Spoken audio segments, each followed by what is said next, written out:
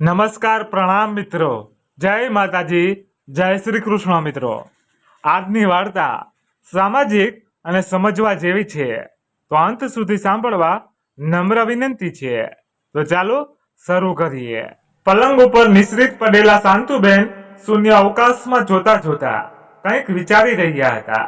પછી પોતાની જાતને જ કહેવા લાગ્યા, નાનપણથી અત્યાર સુધી તો સાંભળતી જ આવી હતી કે ગળપણ અભિશાપ હોય છે, પરંતુ અનુભવ આજે થયો. ઉપરથી પોતાના જ શરીરના અંશ દ્વારા કરવામાં આવેલ ખરાબ વ્યવહાર તો અંદર સુધી ભાંગીને રાખી દે છે. શાંતુબેન થોડા દિવસોથી બીમારી રહેતા હતા. હજી કાલની જ વાત હતી, જ્યારે તેમનો દીકરો અને વહુ નોકરી માટે નીકળતા હતા. તો શાંતુબેને પોતાના દીકરાને કહ્યું, બેટા, મારી દવાઓ પૂરી થઈ ગઈ છે. મને લાગે છે મારું બ્લડ પ્રેશર વધી ગયું છે. મારી દવાઓ લઈ આવજે. પરંતુ તેમની વાતની અવગણના કરીને દીકરો અને વહુ ઘરેથી નીકળી ગયા. તેમના ગયા પછી જેવા જ શાંતુબેન પોતાનો નાસ્તો બનાવવા માટે રસોડામાં ગયા તો તેમને ચક્કર આવવા લાગ્યા. તેમનું માથું ફરવા લાગ્યું અને ત્યાં જ જમીન પર બેસી ગયા. પછી જેમ તેમ હિંમત ભેગી કરીને થોડી વાર પછી પોતાના રૂમમાં જતા રહ્યા અને પલંગ પર સૂતા સૂતા દીકરા અને વહુની રાહ જોવા લાગ્યા. તેમને અહેસાસ થઈ ગયો હતો કે કદાચ તેમનું બ્લડ પ્રેશર વધી ગયું છે અથવા તો સુગર વધી ગઈ છે. પરંતુ કહે તો પણ કોને કહે? આખરે સાંભળવા વાળું કોણ હતું? રહી રહીને તેમને પોતાના પતિની યાદ આવી રહી હતી કે કઈ રીતે પોતે થોડાક પણ બીમાર થતા તો તેમના પતિ તરત જ તેમને હોસ્પિટલ લઈ જતા હતા અને ઝડપથી દવાઓ અપડાવી દેતા આવતા હતા. હવે એક છીંક પણ આવતી ને તો તેમની સેવામાં લાગી જતા હતા. હંમેશા કહેતા હતા કે શાંતુ, જ્યાં સુધી હું આ દુનિયામાં છું ને, તને કંઈ નહીં થવા દો. આ બધું વિચારતા વિચારતા શાંતુબેનની આંખોમાંથી આંસુ છલકાઈ ગયા. શાંતુબેનના પતિ દિનેશભાઈ એક પ્રાઇવેટ નોકરી કરતા હતા અને આ દરમિયાન તેમના દીકરા પાર્થનો જન્મ થયો. જિંદગીની ગાડી ખૂબ જ સારી રીતે પાટા પર ચાલતી હતી, પરંતુ એક દિવસ અચાનક શાંતુબેનને એક ફોન આવ્યો. શું તમે શાંતુબેન બોલી રહ્યા છો? તમે તરત જ સરકારી હોસ્પિટલે પહોંચી જાઓ. તમારા પતિને હોસ્પિટલમાં દાખલ કરવામાં આવ્યા છે. આટલું સાંભળતા જ શાંતુબેન આફડા ફાફડા હોસ્પિટલ જવા દોડ્યા. પરંતુ ત્યાં સુધીમાં તો તેમના પતિ આ દુનિયાને અલવિદા કહીને જતા રહ્યા હતા. તેમને હાર્ટ એટેક આવ્યો હતો. તે સમયે તેમનો દીકરો પાર્થ ફક્ત 10 વર્ષનો હતો. શાંતુબેન જેમ તેમ પોતાની જાતને સંભાળીને સ્કૂલમાં ભણાવવાની સાથે સાથે બાળકોને ટ્યુશન આપવાનું પણ શરૂ કરી દીધું. તેમણે પોતાના દીકરાને સારું જીવન દેવા માટે થઈને દિવસ રાત એક કરી નાખ્યા હતા. સખત મહેનત કરીને તેમણે પોતાના દીકરાને પાર્થને ભણાવી ગણાવીને એ લાયક બનાવ્યો કે આજે તે એક મોટી ઇન્ટરનેશનલ કંપનીમાં મેનેજરના પદ ઉપર કાર્યરત છે. ત્યાં જ પોતાની સાથે કામ કરવા વાળી એક છોકરી રાશિ સાથે પાર્થે લગ્ન પણ કરી લીધા હતા. દીકરો વહુ બંને નોકરીના કારણે સવાર સવારમાં ઘરેથી નીકળી જતા અને રાત્રે પાછા ફરતા. આ દરમિયાન શાંતુબેન જ ઘરની દેખરેખ કરતા અને દીકરા વહુ માટે જમવાનું પણ બનાવતા. પરંતુ કાલે તેમની તબિયત વધારે ખરાબ થઈ ગઈ હતી, જેના લીધે તેઓ તેમના માટે કંઈ બનાવી ન શક્યા. શાંતુબેને ઘડિયાળમાં જોયું તો રાતના 9:30 વાગી રહ્યા હતા, પરંતુ દીકરા અને વહુનો હજી સુધી કોઈ અતોપતો હતો નહીં. તે બંનેએ શાંતુબેનને ફોન કરીને કંઈક જણાવ્યું નહોતું કે તે બંનેને મોડું થશે અથવા તો કેટલા વાગ્યા સુધીમાં પાછા આવશે. શાંતુબેનની ભૂખ વધતી જતી હતી, પરંતુ ઊભા થવા માટે થઈને શરીરમાં હિંમત હતી નહીં. ત્યારે દરવાજાની ઘંટડી વાગી. તેમણે દરવાજો ખોલ્યો તો સામે દીકરો અને વહુ ઊભા હતા. તેમની વહુ રાશિ તો અંદર આવતા પોતાનું પર્સ એક બાજુ ફેંકીને બોલી, મમ્મી આજે અમે જમીશું નહીં, અમે બહારથી જ ખાઈને આવ્યા છીએ. એવું કહેતા કહેતા બંને દીકરો અને વહુ રૂમમાં સૂવા માટે જતા રહ્યા. શાંતુબેન વિચારવા લાગ્યા કે જ્યારે પાર્થ નાનો હતો અને સરખી રીતે જમતો નહીં તો મારા ગળામાંથી પણ કોળિયો ઉતરતો નહીં, અને આજે કોઈએ એક વાર પણ પૂછ્યું નહીં કે મમ્મી તમે જમી લીધું કે નહીં. શાંતુબેન પૂછવા માંગતા હતા કે બેટા મારી દવાઓ લઈ આવ્યો છો કે નહીં, પરંતુ દીકરા પાસે તો કદાચ સમય નહોતો. પોતાની મા માટે પ્રશ્નવાચક નજરોથી તેમને જોતા શાંતુબેન ત્યાંના ત્યાં ઊભા રહી ગયા. તે બંને પોતાના રૂમમાં જઈને સૂઈ ગયા હતા. શાંતુબેન કંઈ પણ ખાધા વગર થોડુંક પાણી પીને ભૂખ્યા પેટે જ સૂઈ ગયા. આખી રાત પડખા ફરતા ફરતા વીતી ગઈ. આજે જ્યારે સવાર થઈ તો શાંતુબેને વિચાર્યું કે દીકરાને કહું, બેટા મને ડોક્ટર પાસે લઈ હાલ, કાલથી મારી તબિયત ખરાબ થઈ રહી છે. એમ વિચારીને તેઓ પોતાના રૂમની બહાર નીકળ્યા. એ જ સમયે વહુ પણ રસોડામાં જઈ રહી હતી. અચકાતા અચકાતા તેમણે વહુને પૂછ્યું, બેટા પાર્થ ઉઠી ગયો છે કે નહીં? તો વહુ થોડા તીખા સ્વરમાં બોલી, ના શું કામ છે? એમનાથી એટલે શાંતુબેને કહ્યું, મારે ડોક્ટર પાસે જવાનું હતું. મને લાગે છે કે મારું બીપી વધી ગયું છે. કેટલા દિવસોથી હું એને દવા લઈ આવવા માટે પણ કહી રહી છું, પણ તેણે મારી દવાઓ લઈ આવી નથી દીધી. હવે ઘણો સમય થઈ ગયો છે, એટલા માટે વિચારી રહી છું કે એક વખત ડોક્ટરને જ બતાવી આવું, પછી દવાઓ શરૂ કરું. એ જ સમયે તેમની વહુ આંખો કાઢતી બોલી, શું મમ્મી તમને દેખાતું નથી કે અમારા બંને પાસે બિલકુલ પણ સમય નથી હોતો? સવારે જઈએ છીએ અને મોડી સાંજે ઘરે પાછા ફરીએ છીએ, અને આમ પણ તમારી દવાઓ લઈ આવવા માટે અત્યારે અમારી પાસે રૂપિયા નથી. અત્યારે થોડીક ખેંચ ચાલી રહી છે. હજી બંને બાળકોની સ્કૂલની ફી ભરવાની છે અને ગાડીનો હપ્તો પણ ભરવાનો છે. એટલું કહીને વહુ રસોડામાં જતી રહી. બિચારા શાંતુબેન એમને એમ સ્થિર ઊભા રહી ગયા અને પછી પોતાના રૂમમાં આવીને વિચારવા લાગ્યા, હું પણ આ ઘરમાં સવારથી લઈને સાંજ સુધી કામ કરું છું. એ કામનો કોઈ મોલ નથી, તેનો પણ કોઈ હિસાબ તો થતો જ હશે ને. જો આ જ બધું કામ કરવા માટે થઈને કામવાળી રાખે તો ઓછામાં ઓછા 15,000 રૂપિયા મહિનાના લે, ઉપરથી નખરા દેખાડે, તે તો અલગ. પછી શાંતુબેન પોતાના દીકરાના ઉઠવાની રાહ જોવા લાગ્યા, એમ વિચારીને કે મારો દીકરો એક વખત દવાઓ લઈ આવવાનું ભૂલી શકે છે, પરંતુ બીજી વખત યાદ અપાવડાવીશ તો જરૂરથી લાવી આપશે. વહુની જેમ સ્પષ્ટ જવાબ નહીં આપી દે.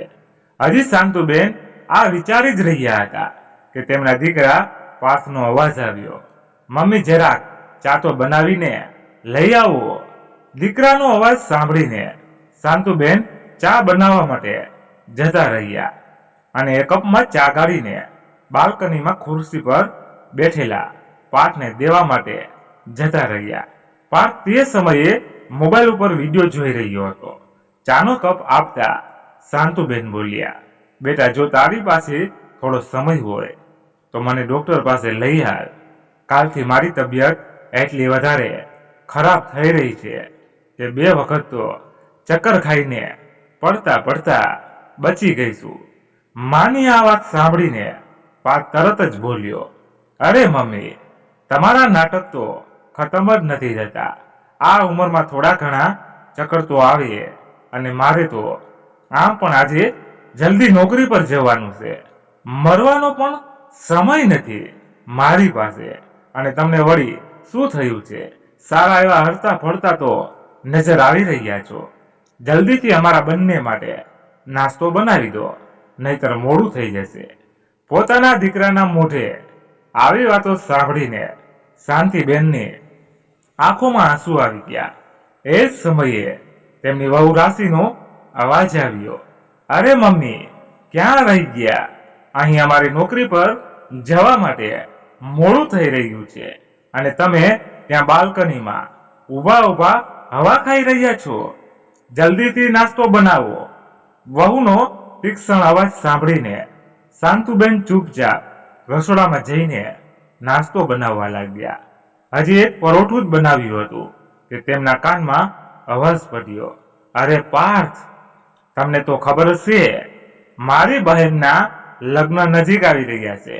આપણે ઘણા બધા કપડાં ખરીદવાના છે અને કાલે જ્વેલરીના શોરૂમ પર જે હીરાનો હાર મેં જોયો હતો, મારે તે પણ ખરીદવાનો છે. પોતાની બહેનના લગ્નમાં જો ડાયમંડનો હાર પણ ગળામાં નહીં હોય તો મારું કેટલું ખરાબ લાગશે. સામેથી પાર્થનો અવાજ આવ્યો. હા બાપા, તારું જે મન હોય તે ખરીદી લેજે. આજે સાંજે નોકરીએથી પાછા ફરતી વખતે તારો ડાયમંડનો નેકલેસ ખરીદીને લઈ આવીશું. પછી રાશિ બોલી, અરે એક વાત બીજી, મારી બહેનના લગ્ન આ જ શહેરમાં છે તો મારા પિયરવાળા થોડા દિવસો માટે આપણા ઘર પર રહેશે. હવે આ ઘરમાં આપણી પાસે બીજો એક્સ્ટ્રા રૂમ નથી તો તમે મમ્મીજીનો સામાન સ્ટોર રૂમમાં શિફ્ટ કરાવી જ નાખો. સ્ટોર રૂમમાં તેમના માટે ખાટલો પાથરી દેશું. આમ પણ કારણ વગરનો કેટલો મોટો રૂમ ઘેરીને બેઠા છે તમારા મમ્મી. ઠીક છે રાશિ, જેવું તને ઠીક લાગે. પોતાના દીકરા વહુની વાત સાંભળીને તો શાંતુબેન જાણે શૂન્ય પડી ગયા હતા. તેમને વિશ્વાસ નહોતો થઈ રહ્યો કે પત્નીની વાતોમાં આવીને તેમનો દીકરો બિલકુલ જ બદલાઈ ગયો હતો. દુઃખી હૃદય સાથે તેઓ ચૂપચાપ પોતાના રૂમમાં આવીને પલંગ પર સૂઈ ગયા. તેમના હાથ પગ ધ્રુજી રહ્યા હતા. થોડી જ વારમાં તેમનો દીકરો અને વહુ ઓફિસ જવા માટે તૈયાર થઈ ગયા. ત્યારે ડાઇનિંગ ટેબલ પર બેસતા રાશિનો અવાજ આવ્યો. અરે મમ્મી, નાસ્તો તો તૈયાર કરી નાખો. ઓફિસ જવા માટે મોડું થઈ રહ્યું છે. પરંતુ શાંતુબેને કોઈ જવાબ આપ્યો નહીં. કોઈ જવાબ ન મેળવીને તેમની વહુ રાશિ રસોડામાં ગઈ તો ત્યાં શાંતુબેન હતા નહીં અને ના નાસ્તો તૈયાર હતો. રાશિ રસોડામાંથી બહાર આવી તો પાર્થ પણ ડાઇનિંગ ટેબલ પર બેસીને નાસ્તાની રાહ જોઈ રહ્યો હતો. રાશિ જોરથી રાડ પાડીને બોલી, શેની રાહ જોઈ રહ્યા છો? પાર્થે કહ્યું. અરે કેવો પ્રશ્ન પૂછી રહી છે? ડાઇનિંગ ટેબલ પર બેસીને નાસ્તાની જ રાહ જોઈ રહ્યો હોઉં ને. ત્યારે રાશિ બોલી, નાસ્તો બન્યો હશે ત્યારે તો ખાઈશું ને. મતલબ? પાર્થે પૂછ્યું. મતલબ એમ કે તમારી માએ નાસ્તો બનાવીને રાખ્યો જ નથી. હદ થઈ ગઈ છે હવે તો નોકરી કરીને પૈસા પણ હું કમાવું અને ઘરનું બધું કામ પણ મારે જ સંભાળવું પડે તો તમારી માનો અહીં રહેવાનો ફાયદો જ શું છે? એમને તો કોઈક વૃદ્ધાશ્રમમાં જ મૂકી આવો. રોજ રોજ બીમારીનું બહાનું બનાવીને બેઠા રહે છે. ઘરની સાફ સફાઈ માટે કામવાળી બાઈ તો આવે જ છે.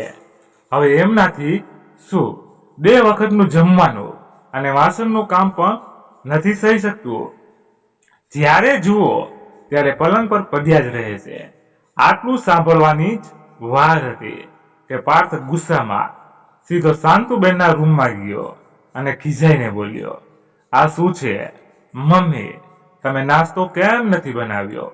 અને જો નહોતો બનાવવો તો શું પહેલા નહોતા કહી શકતા? કમસે કમ રાશિ, જલ્દી તૈયાર થઈને નાસ્તો બનાવી આપ. તમારે તો બસ બહાનું જોઈએ, પલંગ પર પડ્યા રહેવાનું. દીકરાની વાતો સાંભળીને શાંતુબેન આંખોમાં આંસુ સાથે બોલ્યા, બેટા, ઘણા દિવસોથી મારી તબિયત થોડી ખરાબ ચાલી રહી છે. હવે તો એ હાલત થઈ ગઈ છે કે મારામાં ઊભા રહેવાની પણ હિંમત નથી. કેટલી વખત તને કહ્યું છે કે મને ડોક્ટરની પાસે લઈ આવ, એ પણ તારાથી નથી થઈ શકતું. શાંતુબેનની આટલી વાત સાંભળતા પાર્થે પાસે રાખેલા ટેબલ પર જોરથી લાત મારી અને પોતાનો ગુસ્સો નીકાળીને રૂમની બહાર જતો બોલ્યો, રાશિ તું ઠીક કહી રહી હતી, મમ્મીની કોઈ બીજી જ વ્યવસ્થા કરવી પડશે. દીકરાનું આ રૂપ જોઈને શાંતુબેન દંગ રહી ગયા અને વિચારવા લાગ્યા કે જ્યાં સુધી હું નોકરાણીની જેમ તેમની સેવા કરતી હતી ત્યાં સુધી બધું ઠીક હતું. આજે મારી તબિયત થોડી ખરાબ શું થઈ ગઈ કે આ લોકોને તો હું તેમના માથા પરનો બોજ લાગવા લાગી. હવે આ લોકો મારી બીજી કોઈ વ્યવસ્થા કરવાનું વિચારી રહ્યા છે. આટલું વિચારતા વિચારતા જ શાંતુબેન રોઈ પડ્યા. કાલ સુધી જે આ ઘરની માલકીન કહેવાતી હતી, આજે એના માટે જ આ ઘરમાં કોઈ જગ્યા નથી. તેઓ પોતાના પતિના ફોટાની સામે જોઈને ચોધાર આંસુએ રડવા લાગ્યા. ત્યારે જ દરવાજા ઉપર ઘંટડી વાગી તો બીમારીથી બેહાલ શાંતુબેને પોતાની અસ્તવ્યસ્ત હાલતને બરાબર કરી અને પોતાના આંસુ લૂછીને ઊભા થઈને ધીમે ધીમે દરવાજા સુધી પહોંચ્યા. જેવો રોજ દરવાજો ખોલ્યો તો શાંતુબેનના ચહેરા પર એક હળવી એવી મુસ્કાન આવી ગઈ. તેમની બહેનપણી રમાબેન તેમની સામે ઊભા હતા. શાંતુબેનના બહેનપણી રમાબેન તેમની સાથે જ સ્કૂલમાં અધ્યાપનનું કાર્ય કરતા હતા. રમાબેનના પતિનું અવસાન ઘણા સમય પહેલા જ થઈ ગયું હતું. તેમને કોઈ સંતાન પણ હતી નહીં. એટલા માટે તેમણે પોતાનું અધ્યાપનનું કાર્ય ચાલુ જ રાખ્યું હતું. અને બીજી બાજુ શાંતિબેને દીકરાની નોકરી લાગતા જ પોતાની નોકરીમાંથી રાજીનામું આપી દીધું હતું.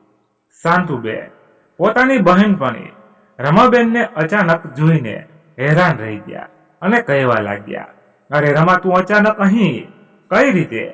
એટલે રમાબેને હસીને કહ્યું, અરે ઘરની અંદર પણ આવવા દઈશ કે બધું અહીં દરવાજા ઉપર જ ઊભા ઊભા પૂછી લઈશ? શાંતુબેન પોતાની બહેનપણીને અંદર લઈ આવ્યા અને તેમની સાથે સોફા પર બેસી ગયા. પોતાની બહેનપણી શાંતુને આજે આવી સ્થિતિમાં જોઈને રમાબેન હેરાન રહી ગયા. શાંતુ, આ શું હાલત બનાવી રાખી છે? તે પોતાની આ વાત સાંભળતા જ શાંતુબેનના ચહેરા ઉપર ઉદાસીનો ભાવ ઘેરાઈ આવ્યો અને પોતાના આંસુઓને આંખોની અંદર રોકી ન શક્યા. ત્યારે રમાબેન બોલ્યા, અરે શું થયું છે? મને તો કે ઘણા દિવસો પછી કોઈ પાસેથી આટલું પોતાનાપણું મેળવીને શાંતુબેન પોતાની બધી જ હાલત તેમની સામે જાહેર કરી દીધી કે કઈ રીતે આજે પોતાના જ દીકરા અને વહુ માટે તેઓ ભારરૂપ બની ગયા છે. રમાબેનને વિશ્વાસ નહોતો થઈ રહ્યો. તે પોતાના જે દીકરા માટે શાંતુએ પોતાની આખી જિંદગી કુરબાન કરી નાખી, તે જ દીકરો આજે તેમને આવા દિવસો દેખાડી રહ્યો હતો. જેવા શાંતુબેન પોતાની બહેન પડીને સોફા પર બેસાડીને રસોડામાં પાણી લેવા માટે ઊભા થઈને હાલતા થયા તો તે જ સમયે તેમને ચક્કર આવી ગયા અને બેભાન થઈને ત્યાં જ પડી ગયા. રમાબેન જલ્દી ઊભા થઈને તેમને સંભાળવા લાગ્યા અને જેમ તેમ કરીને તેમને પલંગ પર સુવડાવ્યા. પરંતુ શાંતુબેન હજી સુધી બેભાન અવસ્થામાં જ હતા. રમાબેને હોસ્પિટલમાં ફોન કરીને એમ્બ્યુલન્સ બોલાવડાવી અને શાંતુબેનને લઈને હોસ્પિટલ ગયા. ડોક્ટરે તરત જ તેમનું ચેકઅપ કરાવડાવ્યું, જેનાથી ખબર પડી કે શાંતુબેનનું બ્લડ પ્રેશર વધી ગયું હતું, જેના કારણે તેઓ બેભાન થઈ ગયા હતા. શાંતુબેનને 2 દિવસ માટે હોસ્પિટલમાં રાખવામાં આવ્યા. આ દરમિયાન તેમની બહેનપણીએ પાર્થને ફોન કરીને શાંતુબેનને હોસ્પિટલમાં દાખલ કરાવ્યા હોવાની જાણકારી આપી દીધી હતી. હવે શાંતુબેનની હાલતમાં સુધાર થઈ ગયો હતો, એટલા માટે તેમને હોસ્પિટલમાંથી છૂટી આપી દેવામાં આવી. ડોક્ટરે એમને સખત ચેતવણી આપી કે જો તેમણે દવાઓ સમયસર ન લીધી તો કંઈ પણ થઈ શકે છે. પરંતુ રમાબેન એ જોઈને હેરાન હતા કે શાંતુબેન 2 દિવસ માટે હોસ્પિટલમાં હતા, પરંતુ તેમનો દીકરો અને વહુ તેમના હાલચાલ પૂછવા માટે પણ હોસ્પિટલ આવ્યા ન હતા. તેમણે એ જાણવાની કોશિશ પણ ન કરી કે તેઓ જીવતા પછી કે મરી ગયા. રમાબેન સારી રીતે સમજી ગયા હતા કે શાંતુબેનના દીકરા અને વહુ માટે તેઓ ફક્ત એક નોકરાણી જ હતા, તેનાથી વધારે કંઈ પણ નહીં. પણ પછી કંઈક વિચારીને રમાબેન બોલ્યા, શાંતુ, શું તું મારી સાથે રહેવાનું પસંદ કરીશ? હવે જો હું પણ એકલી રહું છું અને તું પણ એકલતાનો શિકાર થઈ રહી છે, તો કેમ નહીં આપણે બંને એક સાથે મારા ઘરે રહીએ. રમાબેનની વાત સાંભળીને શાંતુબેન કંઈક વિચારમાં પડી ગયા. પછી રમાબેન બોલ્યા, તારા દીકરાને વહુનું વર્તન જોઈને હું એટલું તો સમજી ગઈ છું કે તે લોકો તને શાંતિથી જીવવા નહીં દે, તો પછી શું કામે અત્યારથી જ પોતાના વિશે વિચારતી નથી? રમાબેનના પોતાની બહેનપણીએ વારવાર મનાવવા પર શાંતુબેને તેમની સાથે રહેવા માટે હા પાડી દીધી. હવે બંને બહેનપણીઓ એક સાથે રહેવા લાગી હતી. રમાબેને શાંતુબેનના ખાવા પીવાથી લઈને તેમની દવાઓ સુધીનું બધું ધ્યાન રાખ્યું. તે બંને સવાર સાંજ પાર્કમાં જઈને યોગ્ય કરતા હતા, જેના કારણે ધીરે ધીરે શાંતુબેનની હાલતમાં સુધાર થવા લાગ્યો હતો. રમાબેન ઘરે જ રહીને ગણિત અને અંગ્રેજી વિષયના ટ્યુશન આપતા હતા અને શાંતુબેન વિજ્ઞાન વિષયના ખૂબ જ સારા શિક્ષક રહી ચૂક્યા હતા. એટલા માટે શાંતુબેને પણ પોતાની બહેનપણીની સાથે કામ કરીને પોતાની જિંદગીની નવી શરૂઆત કરી. ધીરે ધીરે તેમના કોચિંગ ક્લાસીસમાં વિદ્યાર્થીઓની સંખ્યા વધવા લાગી. સ્થિતિ એ થઈ ગઈ કે તેમના ભણાવેલા બાળકો ખૂબ સારા માર્ક્સ લાવીને સ્કૂલમાં ટોપ કરવા લાગ્યા હતા. ત્યાર પછી તો ઘણા સારા ઘરોના માતા પિતા આવીને પોતાના બાળકોને ભણાવવા માટે વિનંતી કરવા લાગ્યા. રમાબેનના ઘરમાં એટલી જગ્યા નહોતી કે ઘણા બધા બાળકોને એક સાથે ભણાવી શકાય. એટલા માટે તે બંને એક મોટો હોલ ભાડા પર લીધો, જ્યાં તે બંને બેન્ચમાં ક્લાસીસ લેવા લાગ્યા, જેનાથી તેઓ દર મહિને સારા એવા રૂપિયા કમાઈ રહ્યા હતા. ગરીબ અને અનાથ બાળકોને નિઃશુલ્ક શિક્ષા આપતા હતા. શાંતુબેનને અંદરથી એક હિંમત અને આત્મવિશ્વાસ આવી ગયો હતો. પોતાની જિંદગીની બીજી પાળી શરૂ કરવાની સાથે તેમની અંદર નવી શક્તિ અને નવી ઉર્જાનો સંચાર થઈ ચૂક્યો હતો. તે જ દરમિયાન કોરોનાએ દેશમાં પગ મૂક્યો અને સરકાર તરફથી અનિશ્ચિત કાળ માટે લોકડાઉન લગાવી દેવામાં આવ્યું અને ટ્યુશન ક્લાસીસનું કામ ઠપ થઈ ગયું. પરંતુ શાંતુબેન, જેમણે ફરીવાર પોતાની કારકિર્દીની શરૂઆત કરી હતી, તેઓ હવે આટલી સરળતાથી હાર માનવાવાળા નહોતા. તેમણે પોતાની બહેનપણીને ઓનલાઈન ક્લાસીસ લેવાનો આઈડિયો આપ્યો, તો રમાબેનને પણ આ આઈડિયા ખૂબ જ પસંદ આવ્યો. કેમ કે ઓનલાઈન ક્લાસીસમાં ક્યાંય જવાની પણ જરૂર પડતી નહીં. એટલા માટે ઘરે બેઠા જ તેમણે બાળકોને ઓનલાઈન ભણાવવાનું શરૂ કર્યું.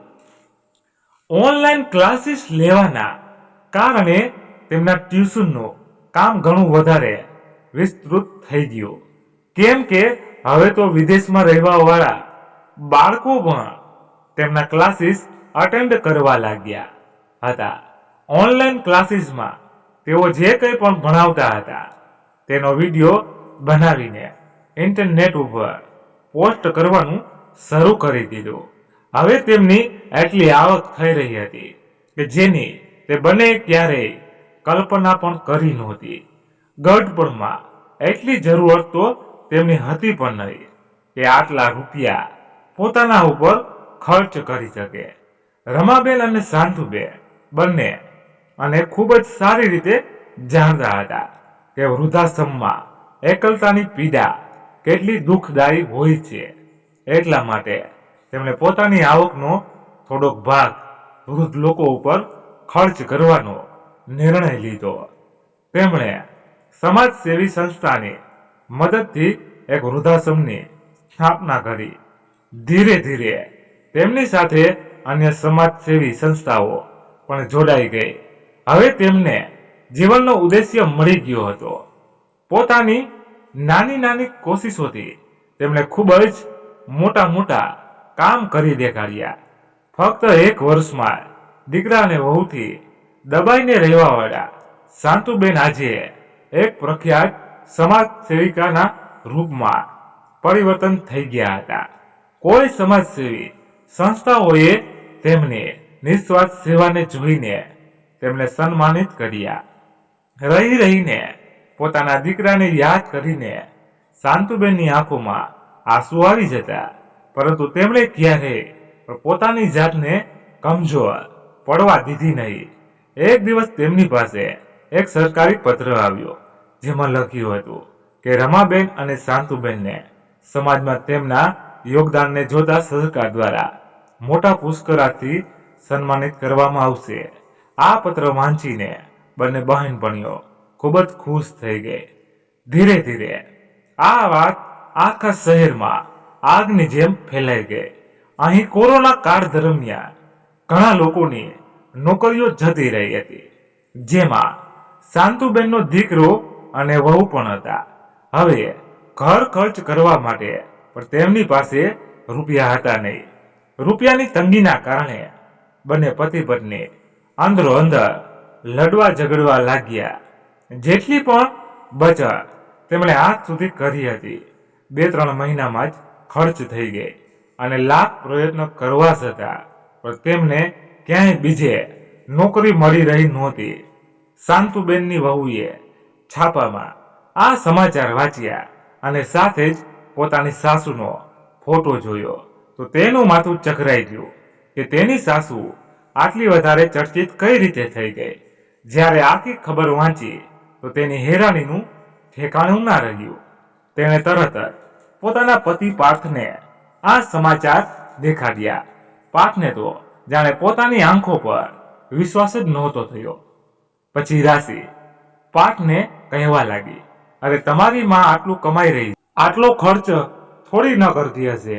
અહીં આપણે લોકો રૂપિયાની તંગીના કારણે જેમ તેમ દિવસો કાપી રહ્યા છીએ અને ત્યાં તમારી માં પાસે નોટોની થપ્પીઓ આવી રહી હશે. તે બંને જરા પણ વાર કર્યા વગર શાંતુબેનની પાસે પહોંચી ગયા અને તેમના પગમાં પડીને માફી માંગવા લાગ્યા. મમ્મી, અમને માફ કરી દો. અમારાથી ખૂબ જ મોટી ભૂલ થઈ ગઈ છે. તમારા પોત્ર અને પોત્રી તમને ખૂબ જ યાદ કરે છે. સાચું કહીએ તો તમારા ગયા પછી અમે તમને ખૂબ જ શોધ્યા, પરંતુ તમે ક્યાંય મળ્યા નહીં. હવે અમે તમને લેવા આવ્યા છીએ અને તમે હવે અમારી સાથે પોતાના ઘરે જ રહેશો. દીકરા અને વહુને આ રીતે પોતાના પગમાં પડીને આજીજી કરતા જોઈને શાંતુબેને પોતાના પગ પાછળ હટાવી લીધા. એટલે તેમનો દીકરો પાર્થ બોલ્યો, મમ્મી, તમે આટલા લોકોની મદદ કરી રહ્યા છો જેનાથી તમારો લોહીનો સંબંધ પણ નથી, તો પછી અમે તો તમારા પોતાનો દીકરો અને વહુ છીએ. હું તમારું પોતાનું લોહી છું. તમે આ રીતે અમને ધૂતકારી ના શકો. એટલે શાંતુબેન બોલ્યા, બેટા, મારાથી તારો લોહીનો સંબંધ તે સમયે પણ હતો જ્યારે તું મને વૃદ્ધાશ્રમ મૂકવા વિશે વિચારી રહ્યો હતો. ત્યારે આ વાત તારા મનમાં કેમ ન આવી? અને મારી પોતાની બહેનપણી જેનાથી મારો લોહીનો કોઈ સંબંધ હતો નહીં, તેના કારણે આજે હું પોતાની આટલી ઓળખાણ બનાવી શકી છું કે સમાજમાં માથું ઉપાડીને ઊભી છું. જો તેને મારી મદદ ના કરી હોત તો હું આજે કોઈક વૃદ્ધાશ્રમમાં એક ખૂણામાં પડી હોત અથવા તો અત્યાર સુધી મરી ગઈ હોત. મારી બહેનપણીથી મારો લોહીનો તો કોઈ સંબંધ નથી, પરંતુ હૃદયનો સંબંધ એટલો મોટો છે કે આ લોહીના સંબંધોને પણ પાછા પાડી શકે છે. આ સાંભળી પાર્થે કહ્યું, પરંતુ મમ્મી તમે જ વિચારો, હવે અમારા બંનેની નોકરી જતી રહી છે, ઘરનો આટલો ખર્ચો છે, જેને ચલાવવા માટે અમારી પાસે હવે રૂપિયા બચ્યા નથી. બંને બાળકોની સ્કૂલની ફીસ પણ ભરવાની છે, ખાવા પીવાનો પણ ખર્ચો થાય છે. કમસે કમ તમે અમારી થોડીક મદદ તો કરી શકો છો ને? જો તમે અમને પૈસા નહીં આપો તો કોણ આપશે? પોતાના છોકરાઓ સાથે પણ કોઈ આવો વ્યવહાર કરે? શું તમારા છોકરાઓ પરેશાન થઈને દર દર ભટકી રહ્યા છે અને તમે અમને પૈસા દેવાની બદલે વૃદ્ધાશ્રમમાં દાન આપી રહ્યા છો? થોડીક તો દયા કરો પોતાના પુત્ર અને પુત્રી પર, પોતાના દીકરા અને વહુની. આ વાતો સાંભળીને શાંતુબેન પોતાની ખુરશી પરથી ઊભા થઈ ગયા અને દીકરાના ગાલ પર જોરદાર તમાચો મારી દીધો. તમાચાના અવાજથી આખો હોલ ગુંજી ઉઠ્યો. પછી શાંતુબેન બોલ્યા, આજે તને યાદ આવ્યું કે તારી એક માં પણ છે. ત્યારે તું ક્યાં ગયો હતો જ્યારે હું જિંદગી અને મોતની વચ્ચે ઝૂલી રહી હતી? તે સમયે તે મને મરવા માટે બેબસ અને લાચાર મૂકી દીધી હતી.